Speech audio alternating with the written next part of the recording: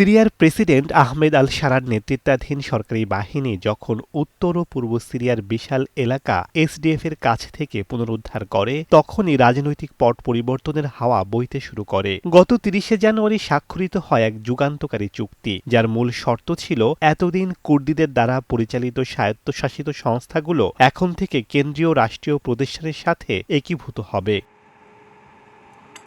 দেশটির প্রধান তেল খনিগুলো এবং অর্থনীতির মূল চাবিকাঠি এতদিন ছিল কুর্দি নেতৃত্বাধীন এসডিএফ এর হাতে। তাদের দাবি, একটি বৈষম্যহীন এবং সব জাতিগোষ্ঠীর প্রতিনিধিত্বমূলক শাসন ব্যবস্থা কায়েম করতেই তারা এই নিয়ন্ত্রণ নিয়েছিল। তবে যুক্তরাষ্ট্রের সরাসরি সমর্থনে হওয়া এই নতুন চুক্তির ফলে এখন সেই সম্পদ আবার কেন্দ্রীয় সরকারের কোষাগারে ফিরতে শুরু করেছে। এটি কেবল প্রশাসনিক একীভূতকরণ নয়, বরং যুদ্ধের ক্ষত কাটিয়ে ওঠার এক অর্থনৈতিক কৌশলও বটে।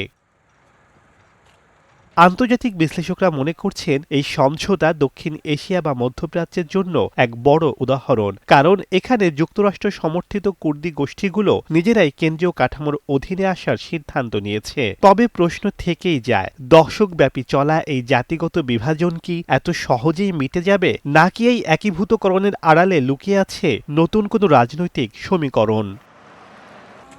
শেখ সাদি মারজান, সময় সংবাদ।